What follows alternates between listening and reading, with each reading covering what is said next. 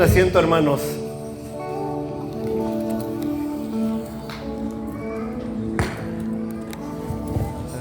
¿Cuál es la base bíblica de la celebración de la Pascua? Entonces, en este momento no vamos a tener una prédica. Lo que vamos a tener en este momento es una enseñanza, ¿ok? Entonces dijo Dios: haya lumbreras en la expansión de los cielos para separar el día de la noche, y sean para señales, y para estaciones, y para días, y para años.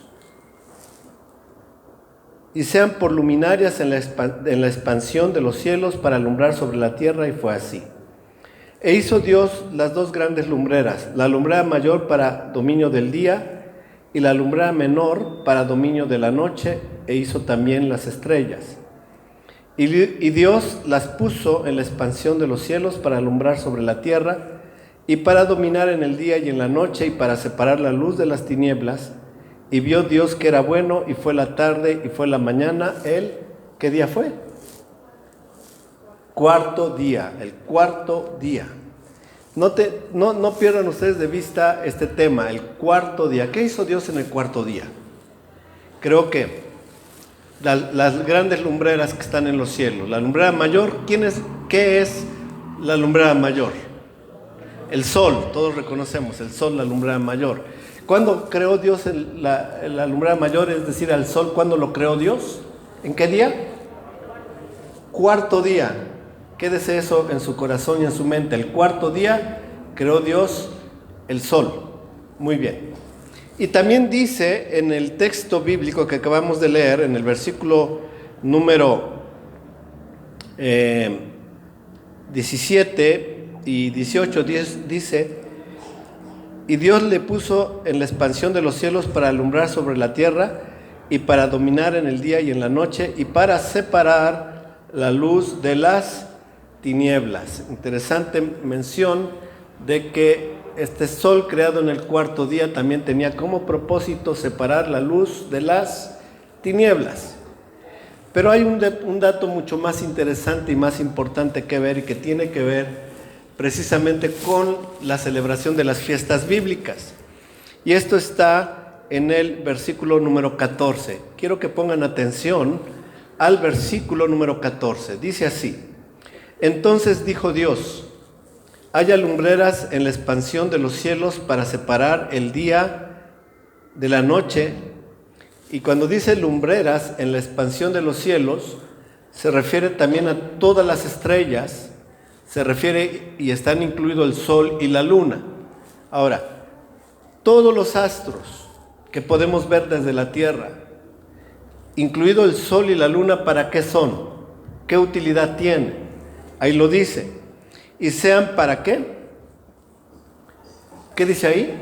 ¿Sí lo estamos viendo? ¿Estamos leyendo el texto bíblico? Primero, ¿para qué? Para separar el día de la noche, ¿ok?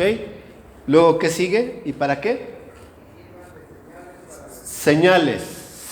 Vamos a ir paso a paso. Señales. Para señales.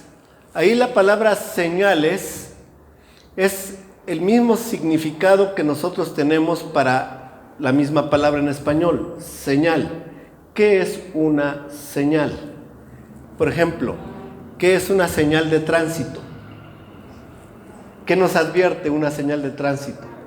Por ejemplo, en un semáforo tenemos 3 colores que son señales de tránsito. El rojo, ¿qué nos indica? Alto. El amarillo, más rápido. No es cierto. Preventiva, ir frenando. La mayoría cree que corre más rápido, pero no es cierto, ¿verdad? Es preventiva, es detenerse. ¿Y el verde? Siga. Los dije al revés, ¿verdad? El verde siga. El amarillo, preventiva, más despacio, y el rojo, alto. Son señales. Ahora, el Señor dice en la Biblia que las estrellas, el sol y la luna, servirán ¿para qué?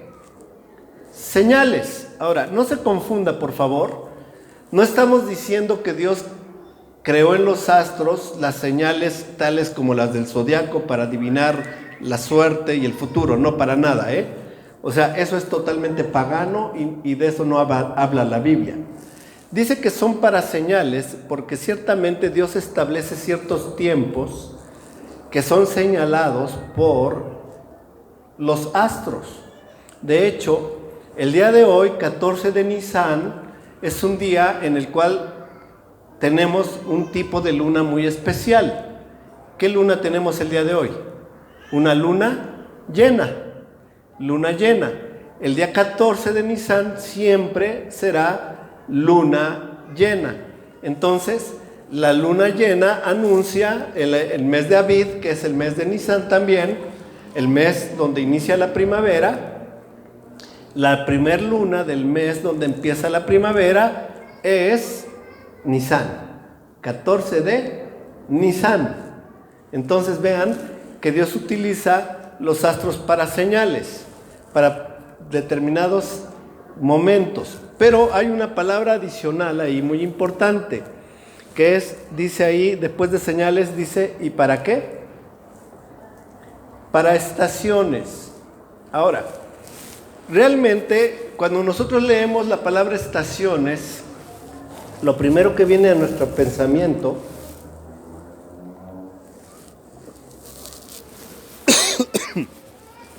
son las estaciones del año: primavera, verano, otoño e invierno.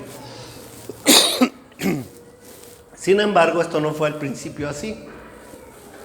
De hecho, no existían tales estaciones cuando Dios creó los cielos y la tierra. Eso fue después del diluvio. El diluvio incluso causó que la tierra girara sobre su eje y se generaron las estaciones. Eso lo podemos leer en Génesis capítulo 9. Sin embargo, esta palabra está mal traducida al español, porque la palabra que aquí dice estaciones, que aquí se refiere a estaciones, me van a disculpar por esta tos que hoy tengo. Esta palabra que se refiere a estaciones, en hebreo es la palabra moed. ¿Cómo se dice en hebreo? Moed. Y moed no necesariamente significa estaciones en el sentido de las estaciones del año: primavera, verano, otoño, invierno. La palabra moed, que si usted la busca en el diccionario Strong, hebreo-español, es H4150. Si usted tiene el diccionario Strong, hebreo-español, lo puede consultar. La palabra moed significa propiamente tiempo fijo y específicamente festival. Qué interesante, ¿no? Sirvan, dice el Señor, que creó Dios las luminarias en toda la expansión de los cielos, y estas luminarias serían para señales, como las de tránsito, señales para el hombre, señales preventivas o señales de alto, y para tiempos determinados o festivales, por implicación, asambleas congregacionales, por extensión, lugar de reunión, festivales, asambleas congregacionales, lugar de reunión en un tiempo determinado. Eso es lo que significa la palabra moed. Como ven, no tiene nada que ver con estaciones del año, primavera, verano, etc. No tiene nada que ver con ello. La mayoría de personas que leen Génesis 1, que es 1:14, piensan que se refiere a las estaciones del año, pero no. Si nosotros nos vamos al hebreo, directamente la palabra moed significa tiempo fijo o determinado, y específicamente festival, y por implicación asamblea, reunión congregacional, y por lo tanto es una fiesta en donde Dios reúne a su pueblo. Ese es el propósito de las señales que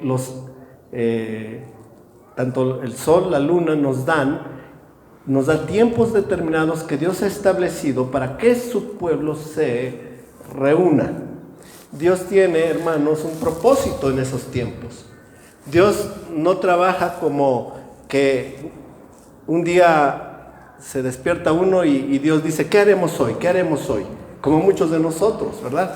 Muchos de nosotros no tenemos un plan determinado. Pasan los días de la semana, pasan los días de los meses, los años, y no tenemos un plan determinado. Sin embargo, Dios sí tiene un plan perfectamente determinado. Y Dios ha establecido ciertos puntos dentro de su calendario, ciertas fechas dentro de su calendario, para dar a conocer a su pueblo lo que Él ha determinado hacer, porque son anuncios proféticos que se van a cumplir precisamente en el tiempo señalado por el Señor. Amén. De tal manera que no es que un día dijo Dios, ¿qué será ya tiempo de enviar a mi Hijo Jesucristo para redimir a la humanidad? ¿Será ya el momento? A ver, déjenme ver, me asomo a ver al mundo. Creo que todavía no, mejor me espero otros 100 años. No fue así. Dios tenía perfectamente establecido cuándo habría de venir su Hijo y qué era lo que su Hijo iba a hacer. Todo estaba perfectamente planeado en el proyecto del Señor. Muy bien, así que la reunión del día de hoy no es una reunión simplemente porque se nos ocurrió. La Iglesia Gracia y Paz, otras iglesias hermanas están celebrando también hoy, ya están reuniéndose también hoy. Varias iglesias, nos da mucho gusto que en Puebla varias iglesias hermanas ya están celebrando la Pascua, porque es un mandato bíblico y no es una ocurrencia, sino que es un mandato de Dios. Vamos a verlo ya de manera más específica. Y para ello tenemos que adelantar un poquito en la Biblia para ir al libro de Levítico, capítulo 23. Libro de Levítico, capítulo 23.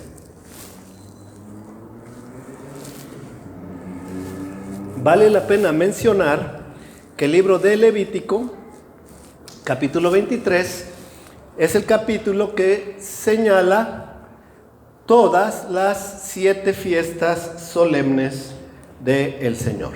Bien, veamos pues Levítico 23.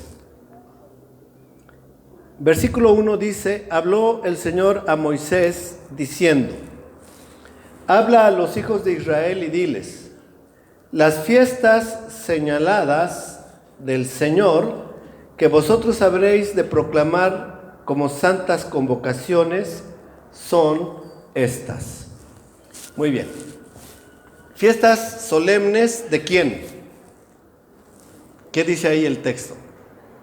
De el Señor. Algunas versiones, la Reina Valera, en vez de la palabra el Señor, utilizan el nombre en la transliteración al español Jehová, porque en el original griego, el original hebreo, aparece el nombre sagrado de Dios con las 4 letras hebreas, la Yud, la Hei, la Bab y la Hei, que no se sabe bien a bien cómo se debe pronunciar, y en la versión Reina Valera aparece como Jehová, en otras versiones como Yahweh o Yahvé, y en las versiones como la de las Américas, la nueva versión internacional, la versión Dios habla hoy, han preferido utilizar el criterio de que cada vez que aparece el nombre sagrado, las 4 letras, sustituyen el nombre sagrado por la palabra el Señor, tal como lo hicieron de hecho los apóstoles en el Nuevo Testamento, porque en todo el Nuevo Testamento no aparece nunca el nombre Jehová,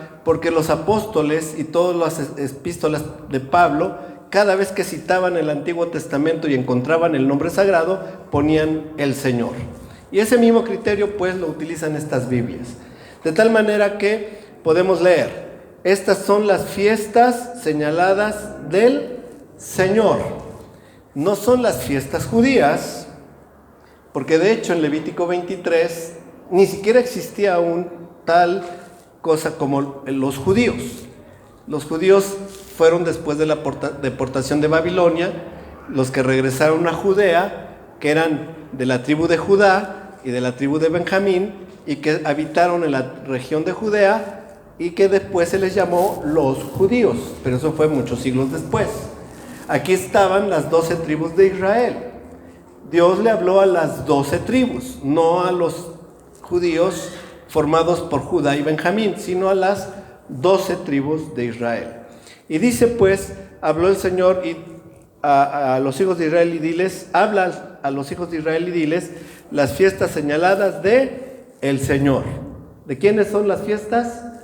Del Señor. Eso debe quedarnos perfectamente claro, para no confundirnos con lo que humanamente algunas personas mencionan. La Biblia dice que son de el Señor. Ahora bien, de estas fiestas incluso es mencionado el día de reposo como parte de ellas, porque el día de reposo también puede decirse que es una fiesta, pero esta no es anual, es semanal. Versículo 3 dice: 6 días se trabajará, pero el séptimo día será día de completo reposo, santa convocación en que no haréis trabajo alguno, es día de reposo al Señor donde quiera que habitéis. Esa es una mención pues especial a la celebración semanal del día de reposo. Pero ahora sí vamos a pasar a las fiestas bíblicas anuales. Y la primera, que está en el versículo 4, es precisamente la fiesta de la Pascua, que en hebreo se dice Pesaj. ¿Cómo se dice en hebreo? Pesaj. Fiesta de la Pascua, en hebreo Pesaj. Pesaj en hebreo literalmente significa pasar por alto, saltar o pasar por alto. De ahí que en el inglés, de hecho, se tomó este significado y en inglés se dice Passover, que es lo mismo, pasar por alto. Entonces, Pesaj en hebreo, en español, Pascua. Se transliteró como la fiesta de la Pascua. Vamos a leerlo. Levítico 23:4. Dice: estas son las fiestas señaladas por el Señor, santas convocaciones. Sí, estoy bien en el 4. Que vosotros proclamaréis en sus fechas señaladas. Obviamente Dios fue quien señaló las fechas. Y vean, versículo 5. En el mes primero. ¿Cuál es este mes? Bíblicamente hablando. Mes primero. El día 14 del mes. El día 14 del mes primero corresponde precisamente al día de hoy, porque cada mes del calendario bíblico comienza con la luna nueva, cuando la luna está totalmente oscura. Y como las fases de la luna son 28 días, el día 14 siempre corresponde a luna llena. Así que dice, en el mes primero, el día 14 del mes, cuando está la luna llena, al anochecer es la, ¿qué? Pascua de el Señor. Amén. ¿Por qué no damos un aplauso a nuestro Dios que ha establecido esta fecha? Más fuerte el aplauso, hermanos. Ha establecido esta fecha como una fecha especial para conmemorar al Señor. Una fecha solemne. Estamos en una convocación santa, en una fecha señalada por el Señor. No es una tradición que proviene de que un grupo se reunió y dijo, ¿qué celebramos? ¿Qué tal que la Pascua? No, es el Señor mismo quien la establece. Y dice que es una fiesta solemne de su pueblo. Ahora, junto con la Pascua vienen otras dos fiestas.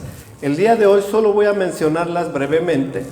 En el transcurso de mañana vamos a tener mucho más enseñanza, así que el día de hoy solo haré una mención breve de ellas.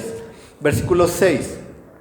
Se menciona la fiesta de los panes sin levadura. A partir de este momento, hermanos, y durante los próximos, lo que es este día completo, más 7 días, la palabra de Dios establece que su pueblo no debe comer pan leudado, que debemos haber sacado toda levadura de nuestras casas. Espero que usted lo haya hecho, porque si no le dio tiempo, bueno, tendrá que hacerlo, ¿verdad? Pero sacar toda levadura de sus casas. Vamos a leer, versículo 6. El día 15 del mismo mes es la fiesta de los panes sin levadura para el Señor. Por 7 días comeréis pan sin levadura. Está prohibido, pues, durante los próximos 7 días comer pan leudado. Una semana completa sin pan leudado. Si usted no sabe cómo comer pan sin levadura, acérquese con nosotros al final y le damos una ayudadita de qué puede hacer. Pero todo pan que se vende en la panadería que le ponen levadura es el que se esponja, está prohibido comer. Vean en el versículo 7 dice, en el primer día de esta semana de panes sin levadura que comienza el día 15, noten ustedes, es muy importante para entender. Por favor, pónganle mucha atención. El día 14 es Pascua. El día 14 comienza hoy, en esta ocasión es 19 de abril, al atardecer, al anochecer, y termina mañana al atardecer. Mañana al atardecer comienza el día 15 del mes de Nisan, que es el primer día de los panes sin levadura. ¿Ok? Del día 15 súmele 7, 15 más 7, ¿cuánto da? El día 22 es el último día de panes sin levadura, ¿de acuerdo? Entonces, por favor, tómelo muy en cuenta y haga sus cuentas completas, ¿ok? Mañana, al atardecer, comienza los 7 días de panes sin levadura, que terminarán hasta el próximo domingo al anochecer. Por favor, tómenlo en cuenta. Bien, ahora dice así, el primer día, el día 15, es un día de santa convocación, no haréis ningún trabajo servil. Es un día de reposo, pero es un día, es un Shabbat especial. Shabbat en hebreo significa literalmente día de reposo. ¿Qué significa la palabra Shabbat? Día de reposo. Entonces, el día 15, que es el que sigue al 14, perdonen la obviedad, el día 15, que es el que sigue al 14, siempre es día de reposo. En esta ocasión, el día de reposo, ¿qué día va a ser? Si va a comenzar mañana en la tarde y termina pasado mañana en la tarde, ¿qué día es? Prácticamente el anochecer del sábado y el día domingo completo hasta el atardecer. O sea que el día domingo, en esta ocasión, va a ser día de reposo, va a ser, lo repito, día de reposo, va a ser Shabbat. Shabbat especial, muy solemne. Ahora, ¿por qué digo esto, hermanos? Porque si no, no vamos a comprender lo de mañana. Vean, dice la palabra de Dios que Cristo Jesús fue crucificado en el día de la Pascua, ¿sí? Entre las 2 tardes, esto es a las 3 de la tarde, ¿sí? Ahorita va a comenzar, todavía no comienza, todavía no se oscurece, va a comenzar en un momento el 14 de Nisan. Mañana a las 3 seguiremos estando en el 14 de Nisan. Entonces la hora en que Cristo fue crucificado sería hasta mañana en el atardecer. Dice la Escritura que fue bajado el cuerpo y llevado deprisa al sepulcro, porque al día siguiente era día de ¿qué? De reposo. Erróneamente la religión popular, el catolicismo, cree que Jesús fue crucificado viernes porque al siguiente día era el día de reposo. Y como para ellos solo el día de reposo es sábado, según la tradición judía, así lo dicen ellos, entonces tuvo que haber sido crucificado viernes. Pero están en un grave error, porque siempre después del día 14 es día de reposo. El día 15 es día de reposo porque es el primer día de los panes sin levadura. Y el primer día de los panes sin levadura, acabamos de leer, dice así, versículo 6, 23:6, el día 15 del mismo mes es la fiesta de los panes sin levadura para el Señor. Por 7 días comeréis pan sin levadura. En el primer día tendréis una santa convocación, no haréis ningún trabajo servil. Es día de reposo el día 15, que es el primer día de la semana de los panes sin levadura. Entonces, si cuando murió Cristo hubiese sido martes, el día miércoles hubiera sido Shabbat, día de reposo. Si murió miércoles, el día jueves debió haber sido Shabbat, día de reposo, reposo especial, un Shabbat especial. ¿Sí me entienden, hermanos? Es muy importante, porque miren, de una vez se los voy adelantando. Jesús dijo que iba a estar en el sepulcro ¿cuánto tiempo? Esto está escrito en los evangelios. Dice, la señal de Jonás le será dada, porque así como Jonás estuvo 3 días y 3 noches en el vientre del pez, del mismo modo el Hijo del Hombre estará 3 días y 3 noches en el corazón de la tierra. Ahora, si Jesús murió viernes y resucitó domingo, se cumple lo que Jesús dijo. ¿Cuántos días hay de viernes a sábado? Un día. ¿Y de sábado a domingo? Ni siquiera un día completo, porque en la madrugada fueron. Un día y medio. ¿Dónde están los 3 días?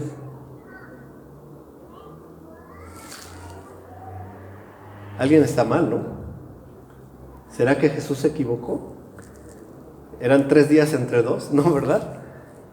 Alguien está mal, ¿no? Es muy importante que entendamos bien las Escrituras para que veamos que la palabra de Dios no tiene error y que el hombre sí tiene error, pero la palabra de Dios no tiene error. Sigamos. Esa es la primera fiesta que va junto con la Pascua. 7 días de panes sin levadura. Les animo, hermanos, cristianos, creyentes en el Mesías. ¿Cuántos creen en Cristo Jesús en esta noche? A ver, levanten la mano. Amén. No coman pan con levadura en los próximos 7 días y saquen toda levadura de sus casas. Próximos 7 días. Tiene un significado espiritual de gran importancia. Pero sigamos, porque si no, no vamos a terminar. La siguiente fiesta bíblica es las primicias. Vámonos hasta el versículo 10 de Levítico 23. Versículo 10 de Levítico 23, versículo 9, perdón, de Levítico 23. En el 9 dice así: Entonces habló el Señor a Moisés diciendo: Habla a los hijos de Israel y diles: Cuando entréis en la tierra que yo os daré y seguéis su mies, entonces traeréis al sacerdote una gavilla de las primicias de vuestra cosecha, y él mecerá la gavilla delante del Señor, a fin de que seáis aceptados. El día siguiente al día de reposo la mecerá. ¿Cuál es el día siguiente al día de reposo semanal? Este día de reposo semanal ahora sí es el sábado. ¿Qué día sigue al sábado? El sábado es el 7º día de la semana bíblica. Y el siguiente día es domingo. Ahora le llamamos domingo. Antes era solamente mencionado, solo se mencionaba como primer día de la semana. Entonces, el primer día de la semana es domingo. Siempre en la semana de la Pascua, siempre el día de primicias será domingo. ¿Ok? Primicias son los primeros frutos. ¿Qué dice la Biblia acerca de la resurrección de Cristo? Que Él es primicias de los que durmieron. Primicias de los que durmieron. Primeros frutos el primer fruto en la resurrección. Solo voy a mencionar esas primeras 3 fiestas y ahora quisiéramos hablar del relato histórico de la Pascua. El relato histórico de la Pascua. Para ello los invito a irnos al libro de Éxodo, capítulo 12, versículo 1. Éxodo 12, 1. En el contexto encontramos en el libro de Éxodo al pueblo de Israel, a los descendientes de Jacob, las 12 tribus de Israel, que se han multiplicado grandemente después de que solamente habían entrado 75 personas de los descendientes de Jacob, de las 12 tribus. Habían entrado 75 personas, pero en el libro de Éxodo se nos narra que se multiplicaron en gran manera, que se fortalecieron y fueron fecundos, fueron engrandecidos en extremo, dice la Biblia. Esto quiere decir que Dios bendijo grandemente a los hijos de Israel. Se multiplicaron en gran manera y se hicieron miles y miles de los descendientes de Jacob, los hijos de Israel. Entonces dice la Biblia que un faraón que no conocía a José tuvo temor de ellos, porque los vio tan fortalecidos que tuvo temor de ellos y decidió someterlos a una fuerte esclavitud, una dura y terrible esclavitud. Y encontramos narrado en el libro de Éxodo que los hijos de Israel fueron oprimidos grandemente y que los obligaban a fabricar ladrillos para las ciudades de los faraones y que su servidumbre era grave en extremo, de tal manera que comenzaron a clamar por tan terrible esclavitud a la que estaban siendo sometidos bajo Faraón. Y Dios oyó su clamor y llamó a un hombre, el cual había sido salvado del decreto del Faraón de matar a todo varón nacido de las hebreas. Y uno de los que nacieron fue Moisés, pero la fe de Jocabed y de Amram, sus padres, hicieron poner a Moisés en un cesto que calafatearon por fuera y por dentro para que no se llenara de agua, y ahí pusieron al pequeño Moisés en las aguas del río Nilo, y las aguas del río Nilo llegaron hasta donde estaba el palacio real, donde la hija del faraón había bajado al río Nilo. Y cuando vio la cesta, pidió que le trajeran la cesta, y cuando fue abierta esa cesta, ¿qué encontró adentro? Al pequeño Moisés. Y entonces lo tomó como su propio hijo, porque Dios había elegido a aquel varón para ser el libertador de su pueblo Israel. Con el tiempo Moisés tuvo que huir del faraón y tuvo que estar durante 40 años, 40 largos años, en el desierto como pastor de ovejas. Se casó con una mujer llamada Séfora. Su suegro Jetro tenía ganados, tenía ovejas, y él era pastor de las ovejas de su suegro. Un día fue muy lejos hasta el monte de Horeb, que es el Sinaí. Y estando en el monte de Horeb vio una zarza ardiendo, y entonces Dios le habló desde la zarza. ¿Recuerdan toda esa historia? Y le dijo: ve y saca a mi pueblo de la esclavitud, he oído el clamor de mi pueblo, ve y libéralos, y yo te enviaré a Egipto para que le digas al faraón: deja ir a mi pueblo para que me sirvan. ¿Se acuerdan que Moisés al principio se negó y excusó ser lento de labios, que no hablaba de manera correcta? Y entonces esto hizo que Aarón fuera el que hablara en lugar de Moisés. Y bueno, Dios dijo: no los va a dejar ir, tendré que enviar plagas sobre Egipto para que los deje ir el faraón. Y entonces Dios envió las 10 plagas de Egipto. La 10ª plaga iba a ser la más terrible. ¿Sí se acuerdan de eso, verdad? Ustedes conocen la Biblia. ¿Cuál era la 10ª plaga? La muerte de los primogénitos. Ya había pasado las tinieblas, los moscos, las ranas, el agua convertida en sangre. La estoy diciendo en desorden, pero usted conoce todas las plagas, las úlceras y todo esto que vino. Pero la 10ª plaga ahora sí era un juicio sobre el hombre, sobre los habitantes de Egipto. Y en esa 10ª plaga, Dios decreta la muerte de todos los primogénitos, tanto de animales como de personas. Y todos morirían, pero Dios ordena lo siguiente a su pueblo en Éxodo capítulo 12, versículo 1. Él iba a redimir a su pueblo, iba a comprar a su pueblo. La palabra redención significa comprar en el mercado de esclavos para darle libertad. Él iba a redimir a su pueblo y lo iba a hacer a través de la sangre de un cordero. Vamos a leerlo.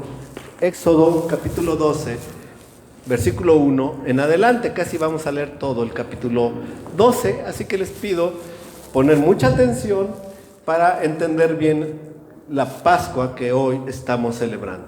Y dice así: y el Señor habló a Moisés y a Aarón en la tierra de Egipto diciendo: este mes será para vosotros el principio de los meses, será el primer mes del año para vosotros. ¿Cuál es para nosotros el primer mes del año? El mes de Nisán. Hace 13 o ya casi 14 días comenzó el año para nosotros. No sé si a usted le llegó mi felicitación, pero hace 13 días y medio casi los 14, les mandé por redes sociales feliz año nuevo. ¿Sí se acuerdan? Algunos lo recibieron. Les mandé la felicitación porque era el primer mes del año. Bien, y luego dice así: habla a toda la congregación de Israel diciendo, el día 10, ¿qué día? ¿Qué día, hermanos? ¿Están conmigo? El día 10, ¿qué iba a pasar el día 10? El día 10 de este mes, cada uno tomará para sí un cordero, según sus casas paternas, un cordero para cada casa. ¿Qué es lo que iba a pasar el día 10? ¿Sí están conmigo, hermanos? Hay algunas distracciones, pero yo les pido no se me distraigan aquí conmigo. ¿Qué es lo que iba a pasar el día 10? Se iba a apartar un cordero. El día 10 es el día en que el pueblo debía ir al rebaño, ver las ovejas y escoger uno. ¿Ok? ¿Sí están de acuerdo? Tenían que ir al rebaño.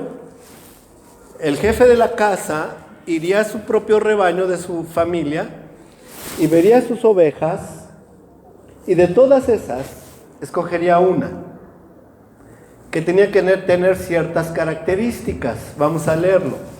Dice así. Vamos a seguir leyendo, versículo 4. Mas si la casa es muy pequeña para un cordero, entonces él y el vecino más cercano a su casa tomarán uno, según el número de personas, conforme a lo que cada persona coma, dividiréis el cordero.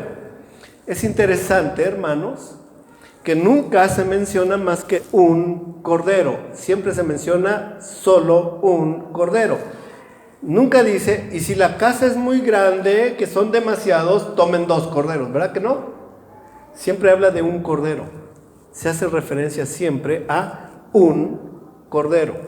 Ahora veamos sus características. Versículo 5. El cordero será un macho sin defecto. Tiene que ser un macho y tiene que ser sin ¿qué? Sin defecto alguno. Sin mancha. No podía estar ciego. No podía estar patiquebrado. No podía estar enfermo. No podía estar machucado de las pezuñas. Tenía que ser un macho sin defecto. Un cordero perfecto, sin ningún defecto, que se le cayó el pedazo de piel porque lo mordió el lobo o el perro. No, tenía que estar sin ¿qué?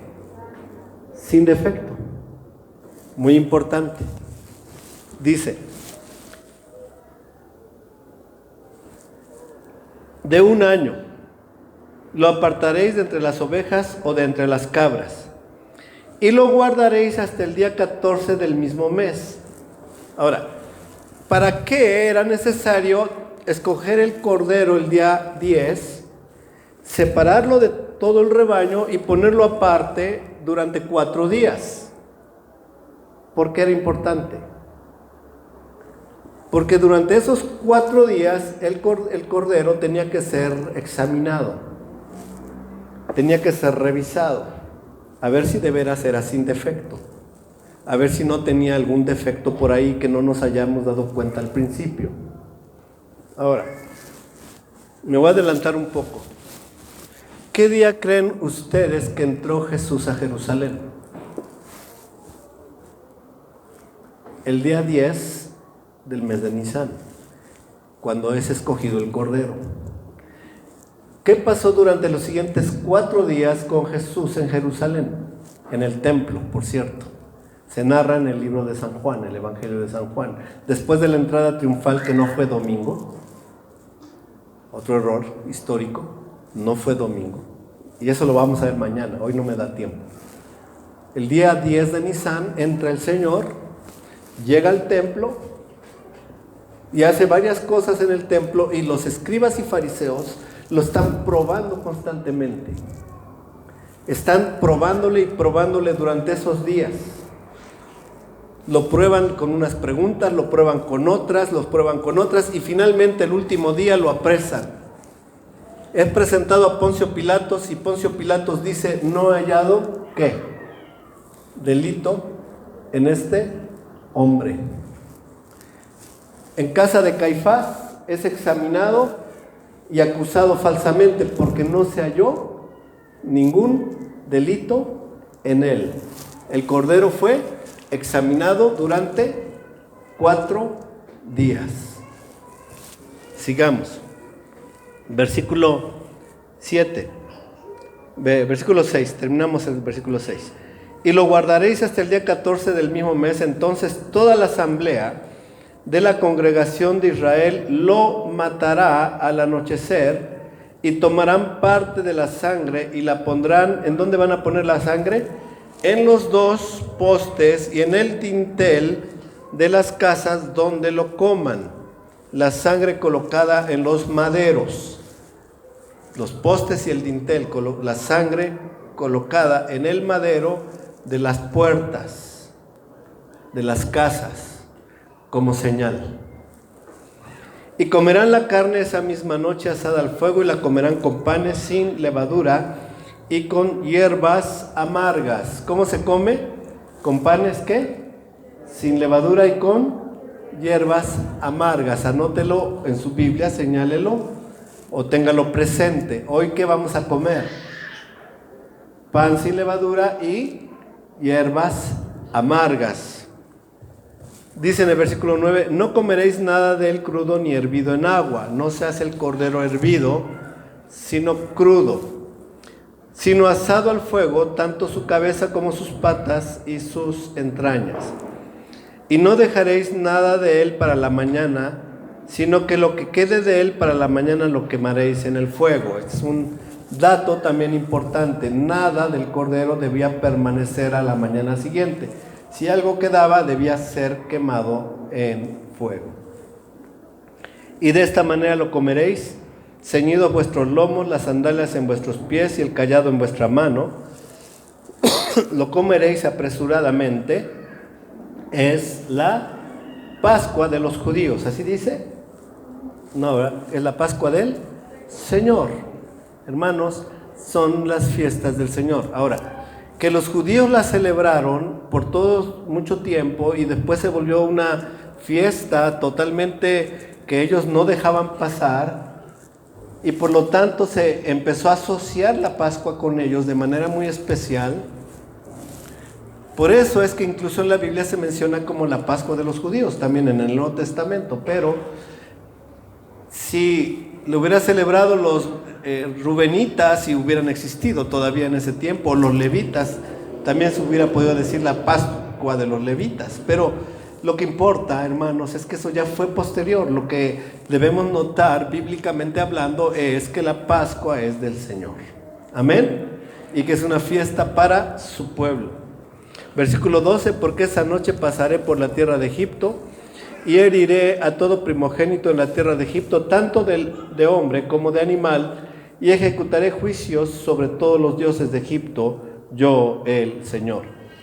Y la sangre os será por señal en las casas donde estéis, y cuando yo vea la sangre pasaré sobre. ¿Qué significa la palabra Pascua o Pesaj? Pasar sobre o pasar por alto. Pasaré sobre vosotros. La sangre del cordero era una señal para que Dios no ejecutara juicio contra su pueblo y pasara por alto la casa de los hijos de Israel. Amén. La sangre del cordero era la sangre que permitía que Dios pasara por alto. Eso es lo que está diciendo. Y ninguna plaga vendrá sobre vosotros para destruiros cuando yo hiera la tierra de Egipto. Versículo 14: y este día os será memorable. Memoria, hacer memoria. Será memorable. Tomen en cuenta esta palabra también. Es un día, es una fiesta para hacer memoria, para recordar. Amén. Miren, déjenme decirles una cosa que ya he hablado. Todo pueblo se distingue por su cultura. No hay de otra. Un pueblo es un pueblo porque tiene una cultura. ¿Ok?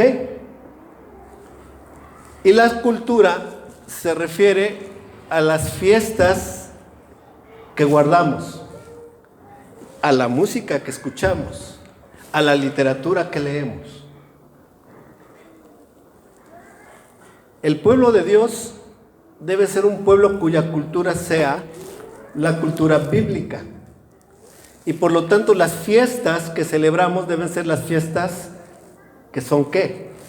Bíblicas. No las del mundo, hermanos, sino las fiestas bíblicas. ¿Por qué? Porque de esa cultura se alimentan nuestros hijos, se alimentan nuestras generaciones futuras. Ellos crecen recordando qué fiestas eran las que se celebraban cuando era niño. A ver, piénselo usted. ¿Con qué fiestas usted creció? Seguro no eran bíblicas, porque veníamos de otra cultura. ¿Qué fiestas queremos que recuerden nuestros hijos? Las fiestas del mundo, los 15 años y todo, no, ¿verdad? ¿Qué fiestas queremos que recuerden? Fiestas bíblicas. Eso va a ser cultura. Y lo que Dios hace es establecer una mente de recuerdo, cultural, un corazón lleno de la cultura bíblica. ¿A través de qué? De sus fiestas. Por eso estas fiestas son especialmente para nuestros niños. Amén. Yo estoy muy feliz porque hoy día mis nietos, cuando preguntan de fiestas, ya saben cuáles son. De hecho, hace un rato que veníamos para acá, me dijo mi nieta, ¿ya nos vamos a la fiesta, abuelito? Porque habíamos estado hablando que la Pascua y que la Pascua. ¿Ya nos vamos a la fiesta, abuelito? Sí, mi amor, ¿ya estás lista para la fiesta? Sí, abuelito.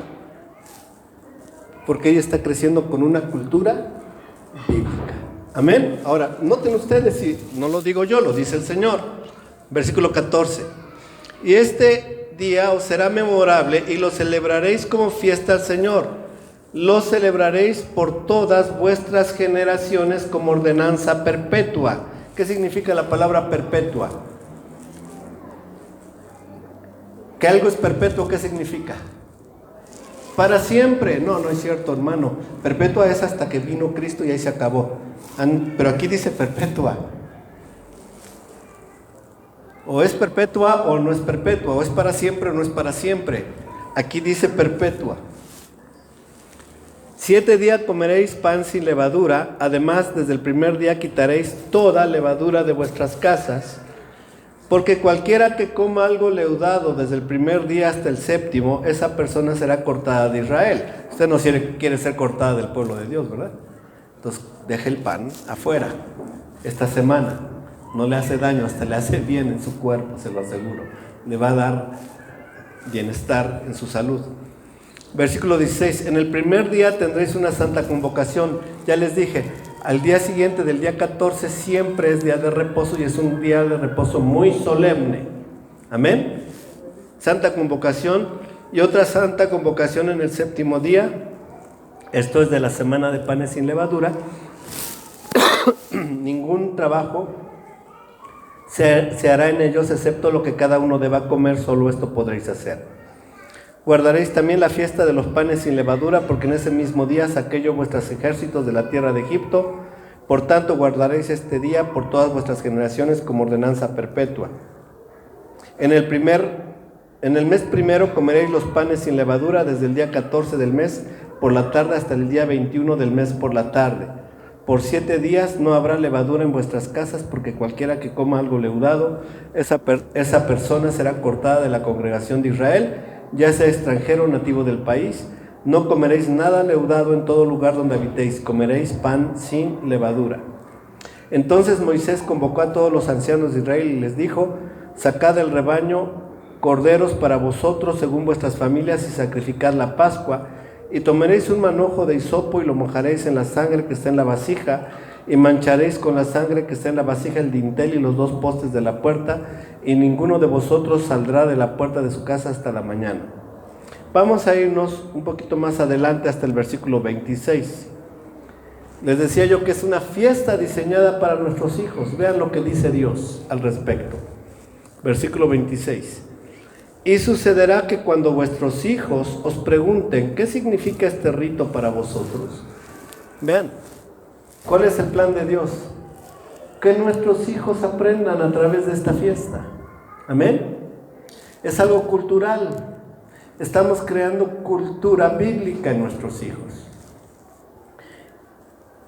Vosotros diréis, verso 27, vosotros diréis, es un sacrificio de la Pascua del Señor, el cual pasó de largo las casas de los hijos de Israel en Egipto cuando hirió a los egipcios y libró nuestras casas y el pueblo se postró y adoró. Vámonos hasta el capítulo 13, sigamos al capítulo 13. Les decía yo que el día de hoy iba a haber una enseñanza y como toda enseñanza se basa en mucho texto bíblico, es importante el texto bíblico. Leamos, versículo 6.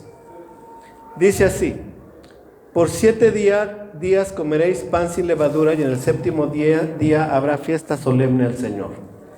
Se comerá pan sin levadura durante los 7 días y nada leudado se verá contigo, ni levadura alguna se verá en todo tu territorio. Y lo haréis saber, ¿a quién? A tu hijo en aquel día diciendo, esto es con motivo de lo que el Señor hizo por mí cuando salí de Egipto. Vean ustedes la mención reiterada, es para nuestros hijos, es para dar una cultura a nuestros hijos.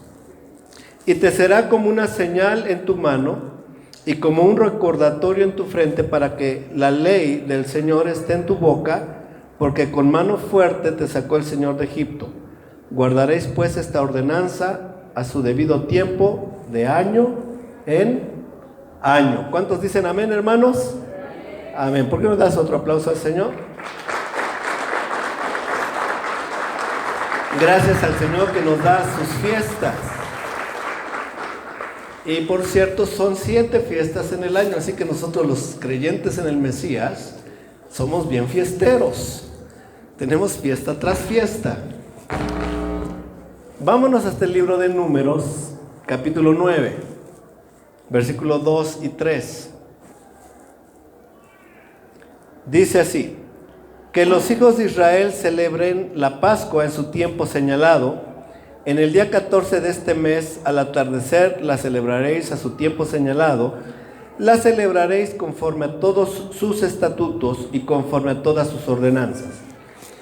Bien, quizás alguno de ustedes todavía no se siente parte de Israel. Aunque la Biblia nos dice que si creemos en el Mesías, esto lo dice el apóstol San Pablo en Efesios capítulo 2, lea todo el capítulo y lo verá.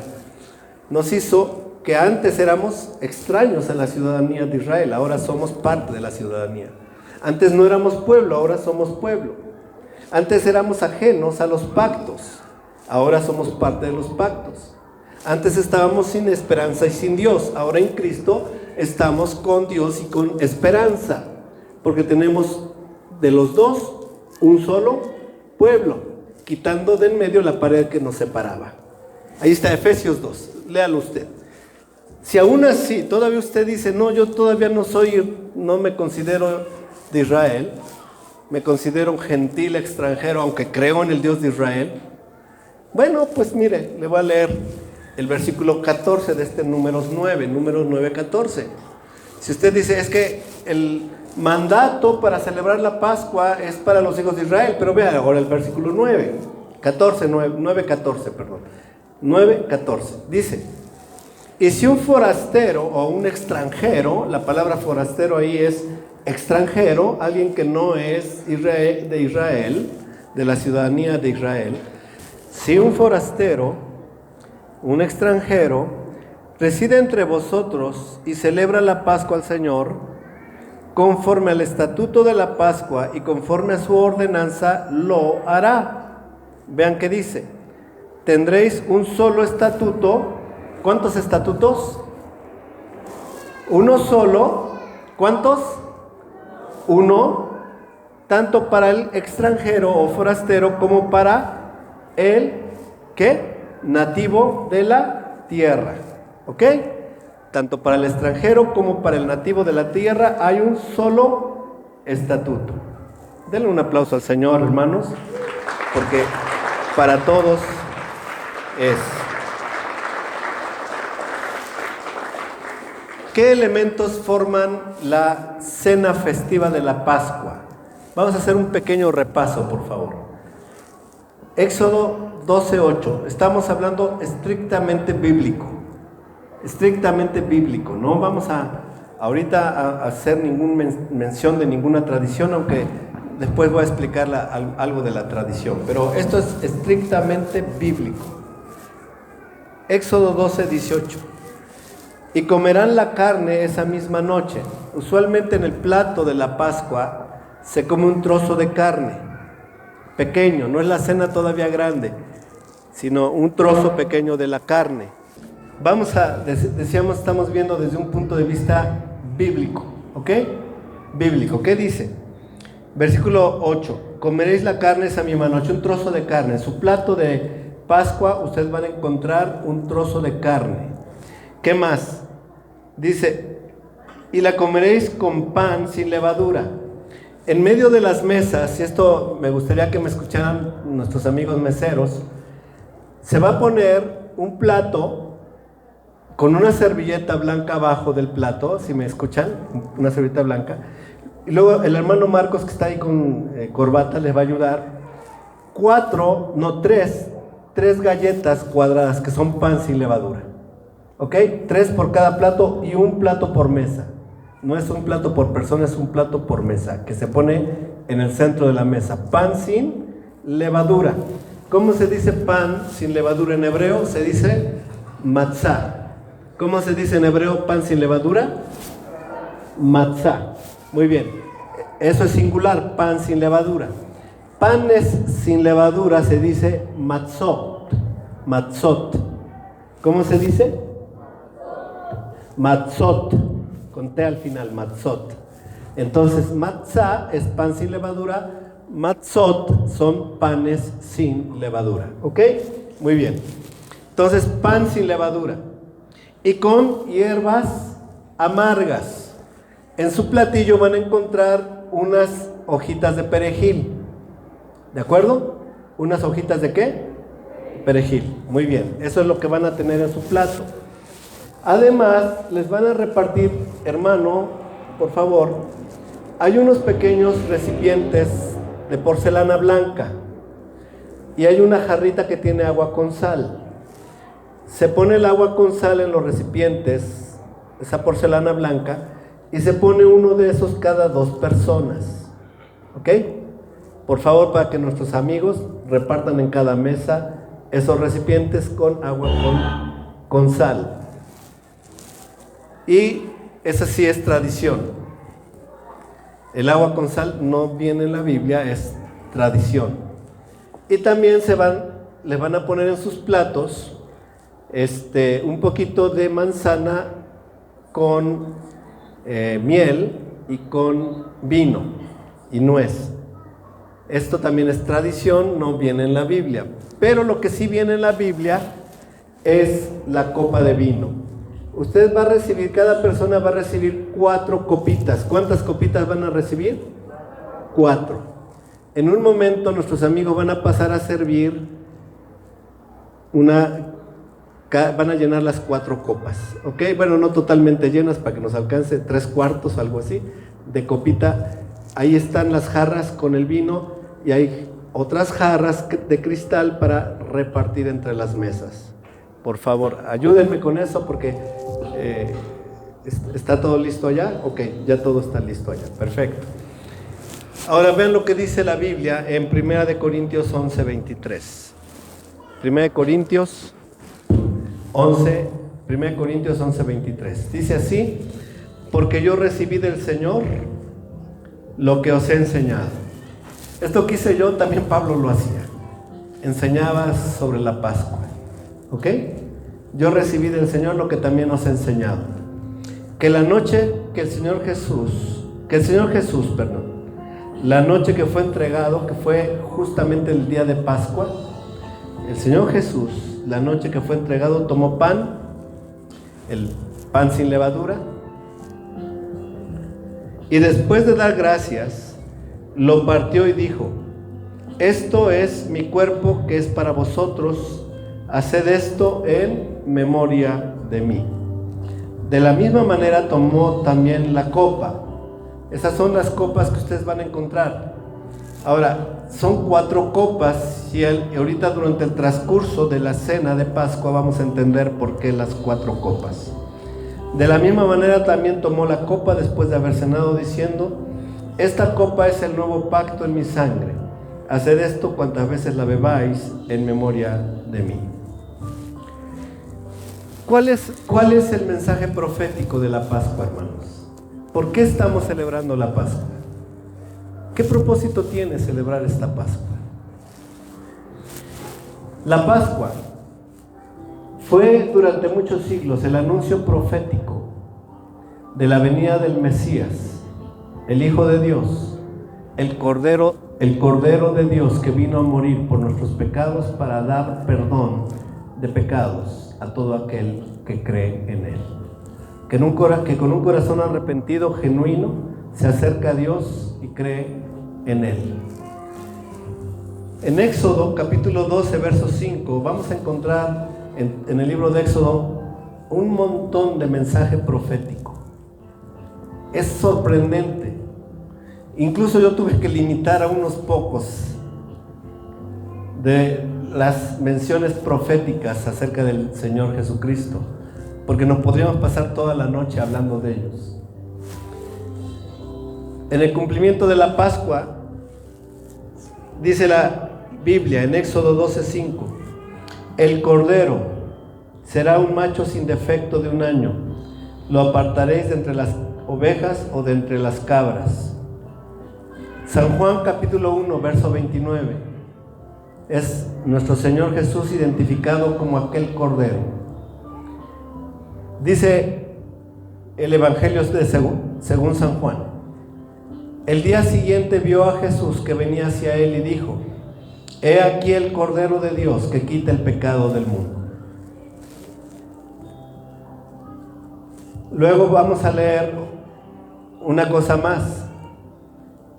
Cristo es presentado en el día 10 a la congregación de Israel para ser examinado. Éxodo 12:3 dice así: habla toda la congregación de Israel diciendo: el día 10 de este mes cada uno tomará para sí un cordero según sus casas paternas, un cordero para cada casa, y lo guardaréis hasta el día 14 del mismo mes. Entonces toda la asamblea de la congregación de Israel lo matará al anochecer. Como dijimos, Jesús entró a Jerusalén justamente el día 10 del mes de Nisan. ¿Qué día era ese día en realidad? A ver, Cristo resucitó en primicias, eso no cabe ninguna duda. Bíblicamente se dice que Jesús resucitó como primicias de los que durmieron. Y primicias siempre cae ¿en qué día? Domingo, siempre. Entonces, yéndonos para atrás, si Él resucitó el domingo y estuvo 3 días y 3 noches en el sepulcro, ¿qué día murió Jesús?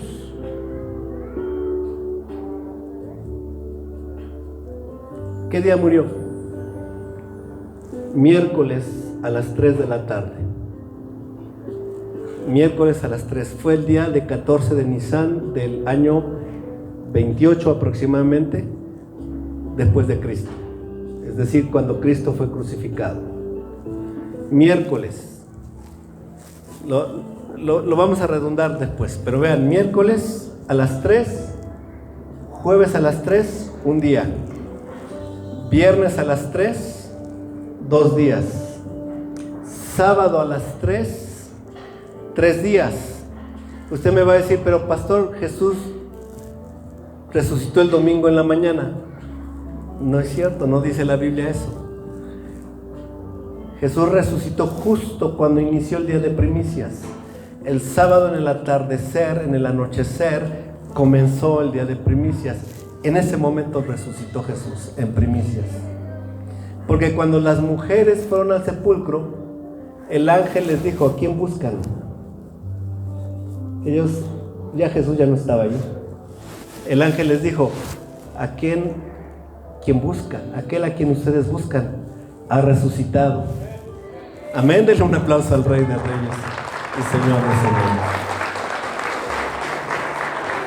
Vamos a ver detalles. El miércoles a las 3. Si ese día era 14 de Nisan, ¿qué día fue él cuando entró Jesús a Jerusalén? El día 10.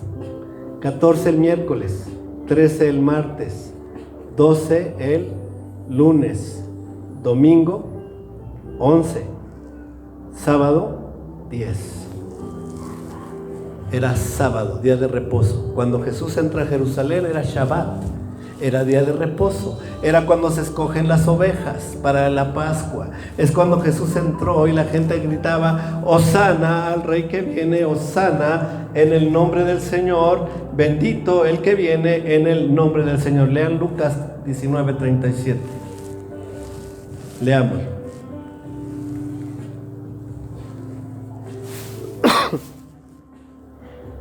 Lucas 19:37. Imagínense el ambiente, día de reposo, Shabbat.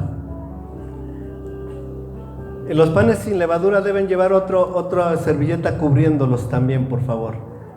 Procuren que lleven su servilleta cubriéndolos. Dice el 19:37. Cuando ya se acercaba junto a la bajada del monte de los olivos, toda la multitud de los discípulos, regocijándose, comenzó a alabar a Dios a gran voz por todas las maravillas que habían visto, diciendo: bendito el Rey que viene en el nombre del Señor, paz en el cielo y gloria en las alturas. Entonces algunos de los fariseos de entre la multitud le dijeron: Maestro, reprende a tus discípulos. Entonces él dijo: os digo que si estos callan, las piedras clamarían.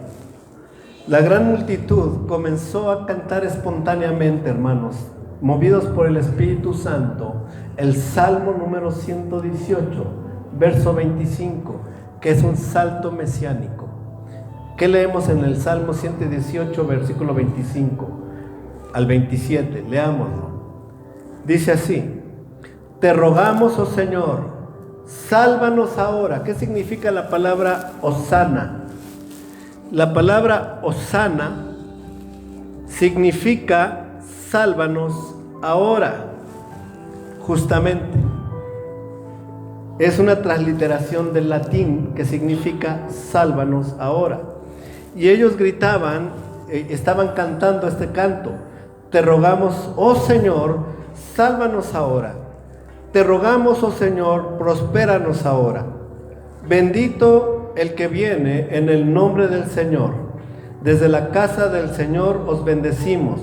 El Señor es Dios y nos ha dado luz.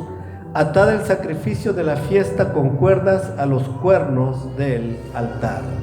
Aleluya. Dale un aplauso al Rey de Reyes y Señor de Señores. Más datos. Jesús murió exactamente en el año 4000 después de la creación de Adán. 4000. ¿Qué dice la Biblia acerca de 1000 años para el Señor? Que para el Señor 1000 años son como ¿qué? Como un día. Y 4000 son 4 días. ¿Qué día fue presentado el Señor? El día 10. ¿Qué día fue sacrificado? El día 14, 4 días después. ¿Ok? 4 días después. Ahora, leamos Malaquías 4:2. Dice así, Malaquías 4:2. Mas para vosotros que teméis mi nombre,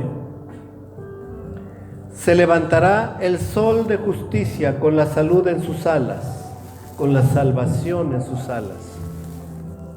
Y saldréis y saltaréis como terneros del establo. Es una palabra profética. La palabra profética dice: para vosotros los que teméis mi nombre. No es para todo el mundo, para los que temen el nombre del Señor. Se levantará el sol de justicia con la salvación en sus alas. ¿Qué día fue creado el sol? ¿En qué día? Cuarto día. Cristo entró el día 10 y fue presentado durante 4 días. ¿Y trajo qué? Salvación. Amén. Esta es palabra profética cumplida. ¿Qué otra palabra profética cumplió el Señor? Dice en Éxodo 12:46. Y ya voy a terminar porque ya está anocheciendo, ya es tiempo casi de celebrar la Pascua. Tenemos que orar antes de ello. Se ha de comer en una misma casa, no sacaréis nada de la carne fuera de la casa, ni quebraréis, ¿qué? Ninguno de qué? De sus huesos. Estaba profetizado, no se quebrará ninguno de sus huesos. Vámonos a San Juan capítulo 19.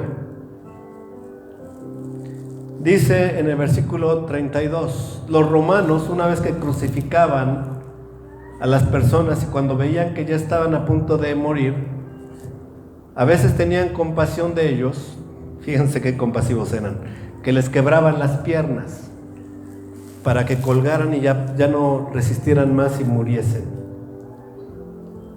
Estaban a punto de hacer esto con Jesús cuando pasó esto. San Juan 19:32. Fueron pues los soldados y quebraron las piernas del primero y también las del otro que había sido crucificado con Jesús. Pero cuando llegaron a Jesús, como vieron que ya estaba muerto, no le quebraron las piernas. Pero uno de los soldados le traspasó el costado con una lanza y al momento salió sangre y agua. Y el que lo ha visto ha dado testimonio y su testimonio es verdadero. Y él sabe que dice la verdad, para que vosotros también creáis. Porque esto sucedió para que se cumpliera la Escritura. ¿Qué dice la Escritura? No será quebrado hueso suyo. Dale un aplauso a nuestro Rey de Reyes y Señor de Señores. Y ahora leamos. Les digo que si señalara tantas profecías, no termino toda la noche, hermanos. Son cantidad y cantidad y cantidad de profecías cumplidas en Cristo. La última, Éxodo 12:7. Y tomarán parte de la sangre y la pondrán en los 2 postes y en el dintel de las casas donde la coman. Ya no cito lo demás porque dice, yo pasaré por alto, yo veré la sangre y pasaré por alto. La sangre colocada en los postes. Usted conoce una puerta, tiene los postes y un dintel. El dintel normalmente cruzaba los postes. La cruz de Cristo no era muy diferente a esto, aunque era solo un poste y una especie de dintel. Ahí fue clavado el Señor. ¿Y la sangre dónde escurrió?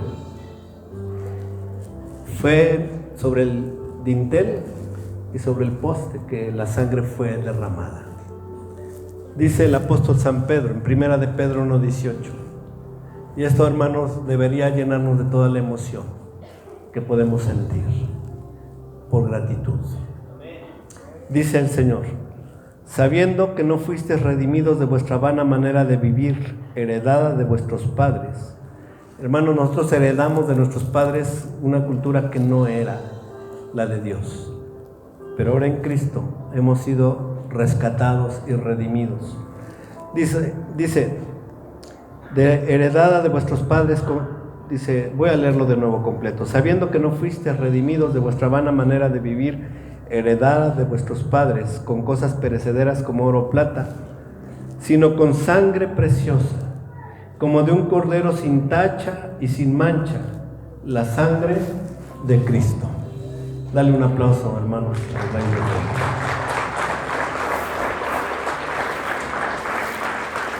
Bueno, esta última, ya había dicho que era la última, pero no la puedo dejar pasar por alto, es muy importante. Éxodo 12:10 dice, y no dejaréis nada de él para la mañana, sino que lo que quede de él para la mañana lo quemaréis en el fuego.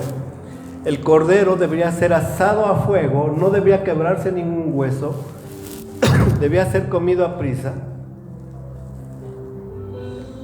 Y lo que sobraba no se podía dejar al otro día, porque al otro día podía, en un ambiente caluroso como era en Egipto, en esta época del año, al otro día la carne se echaría a perder, se corrompería.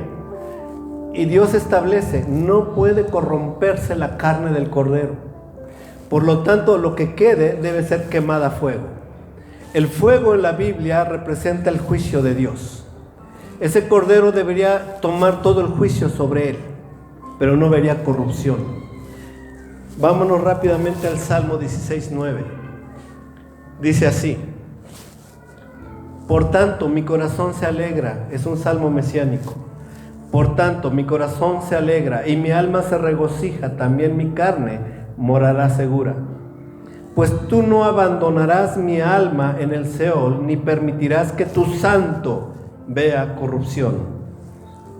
Me darás a conocer la senda de la vida. En tu presencia hay plenitud de gozo, en tu diestra deleites para siempre. ¿Dónde se sentó el Señor? A la diestra del Padre. ¿Por qué no le das un aplauso al Rey de Reyes? Porque Él no quedó en el sepulcro, resucitó, hermanos. Cristo resucitó y vive. ¡Aleluya!